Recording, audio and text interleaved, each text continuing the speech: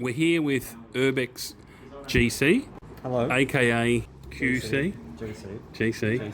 Thank you. Tell us a little bit about yourself. Hello, I am GC on Instagram as Urbex GC. I'm originally from the Gold Coast but now living in Melbourne. I started exploring in 2017. Cool. What got you into exploring? I got into exploring from discovering an abandoned house with friends in high school. From there I just wondered what other abandoned structures could be around, and to my shock, after doing some research, that house ended up being quite low on the list of interest. Do you have an exploring highlight? Well, I haven't explored outside of Australia yet, so if you ask me that question after I go on holiday in a couple months, my answer will probably change. But for me, my exploring highlight so far would be discovering the world of rooftoping during my time in Melbourne. I always knew the scene existed, but I just put it down to they're so insane that could never be me. Same with cranes, I guess, as well. But it is truly something unique that another form of Urbex hasn't really come close to for me. After doing abandonments for years, this is actually something that feels illegal again. What's number one on your Urbex bucket list? Honestly, I don't really have a bucket list. I just want to travel the world and look at cool shit. So South Korea and Japan are next, so watch this space, I guess. And yeah. So what about if I said to you, you can do any location tomorrow, what would it be? Chernobyl. Yeah. Cool. It's just going to be hard to get to, I think. Yeah. Well, that's probably all. Yeah, it'll be logistically challenging. Tell us something about yourself that most people wouldn't know. I actually worked in security for a few years while I was still exploring in my free time, so I was going double team for a bit, I guess. Yeah, surprisingly, there are a few security guards that are into urban exploring. What unusual critters have you run into whilst exploring? In Melbourne, not many, to be fair. You get the occasional fish and lizard, I guess. But while I was in Queensland, there was all sorts of animals, mainly in drains. Turtles, toads, bearded dragons or water dragons, frogs, snakes, bats, anything. You'd come across a new thing every different drain you went into. So that is one thing that I do miss about Brisbane, is the amount of animals and things that you can discover in drains. So. Yeah, Brisbane's awesome for that. It's a highlight on its own, regardless of the drain.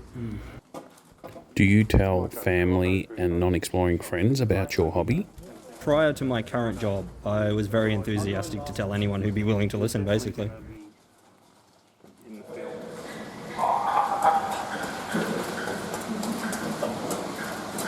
That's a cool shot. You're only a silhouette anyway. Do you have a tip that would help someone new to Urbex? Yes, I feel like there's been, at least over the last couple of years, since about 2020 or 2021, I want to say, there's been a lot of new people who've come into the scene. Despite this hobby being illegal, it is a hobby that requires discipline and respect, both to not only the locations but the other people who are doing it. Just think about what you do, think about what you say, think about what you post especially, before you do them, and you'll avoid a lot of drama.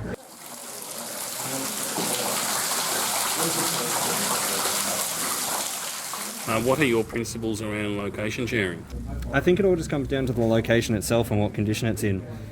However, I think half the fun of exploring is finding places yourself, exploring them and not knowing what to expect. So if you get told locations, it kind of takes that aspect out of it. Tino, why do they call this funnel webs Lair? Yes, it must be funnel webs. They're nice.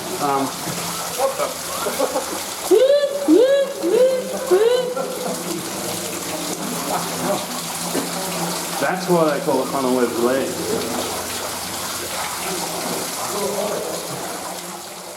Have you ever had a near miss or a injury whilst exploring? Yes, I have had a few.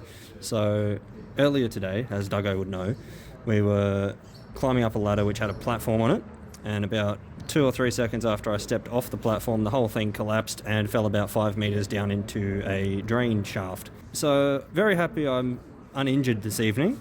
But apart from that, I almost died in late 2020. So in Brisbane, there's an old department store that's over 100 years old and made of wood.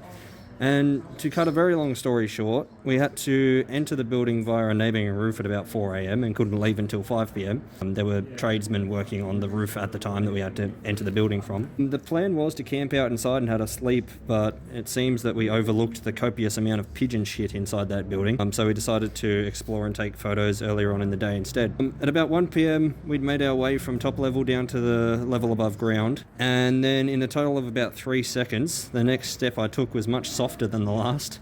I felt my feet go straight through the floor. I tried to grab onto more floor as I went down to stop myself, but I ended up just pulling the floor down with me.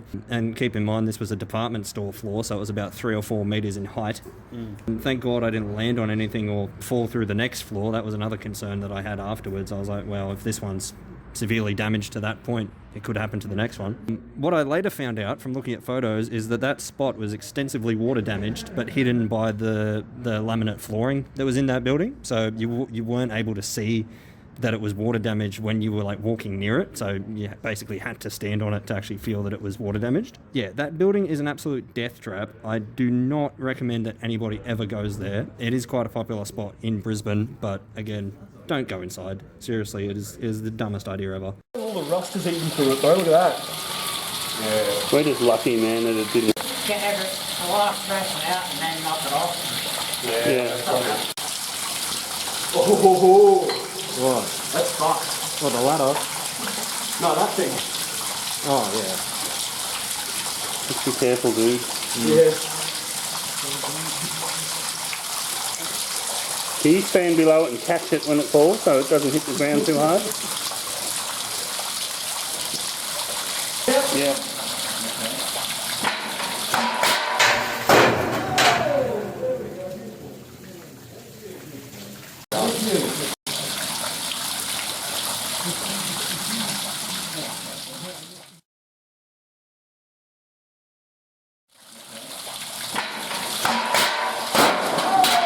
There we go.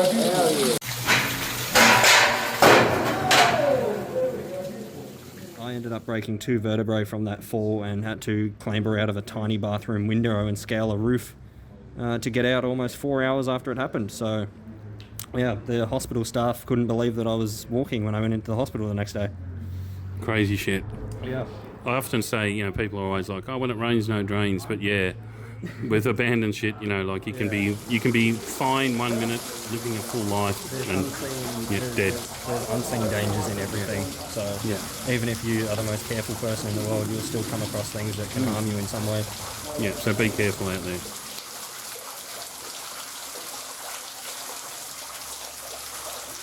If you were an Urbex superhero, what would your power be? I feel like this is something that everyone would go to, but definitely invisibility. If you can't be seen, you can't be caught. However, based on my last answer, I feel like it should be immune to injury. Is there anything else you'd like to say before we finish up? Just be safe and enjoy responsibly. Nothing is worth dying for. Your safety is the most important thing out there, so yours and the safety of other people as well. So, just be careful. No worries. Well, thanks QC for that. Urbex QC. Urbex GC. He wants me to say Urbex GC. Thanks for your time. No worries, a pleasure. Cheers.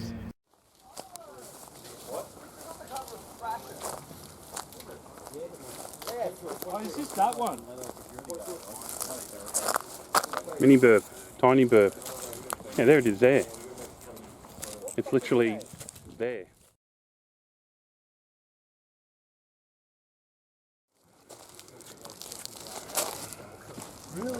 See anal.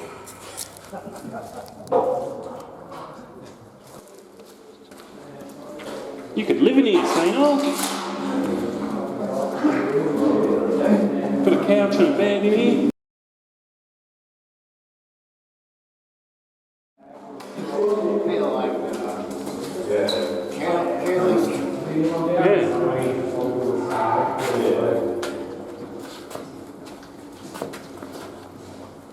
Yeah, not much to it. I just thought one day I'll go here and...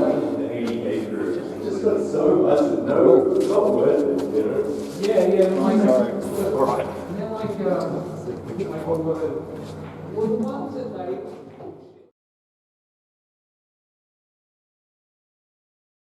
We have Adventure covering his identity with his phone.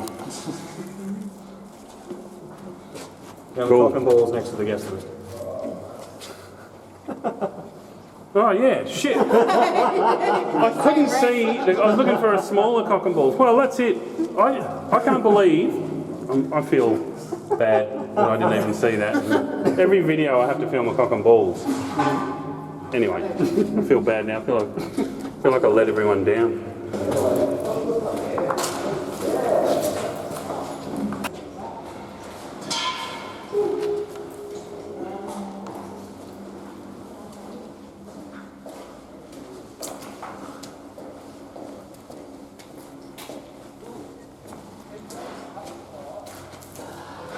You're just a silhouette. Oh, you don't have to blur my face around it.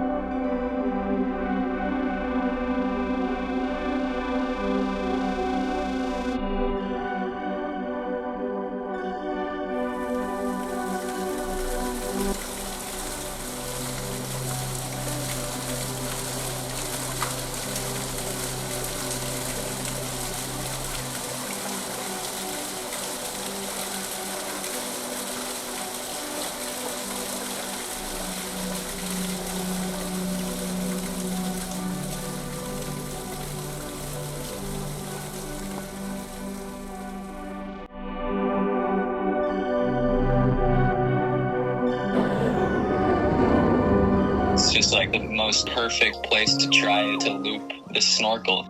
It's so tight in the bottom of it. There's no flat bottom. And there's spray paint and stuff, so it's slippery. The photographer, you'd have to jump on the sidewall. I would go up, he would shoot the photo, and then jump back on the sidewall when I came back down. And so I smoked him. We were like, all right, I'm going to figure out how to film it from above. I think we rented a ladder for the day. And we went up to the top, and the top was like 20 foot up. It was so scary up there. Fuck, I don't want to make anyone film this shit. He did that for 3 hours, dude. In the second try, I power slid and slipped out. You know how a whale sleeps? That was my body in that pipe, because you can't do it if you're not upside down.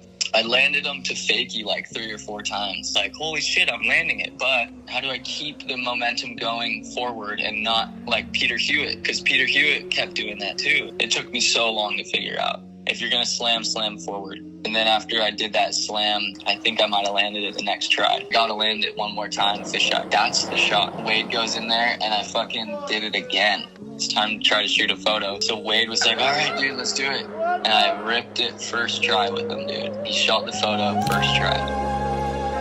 I got the fucking cover. That's so fucking crazy.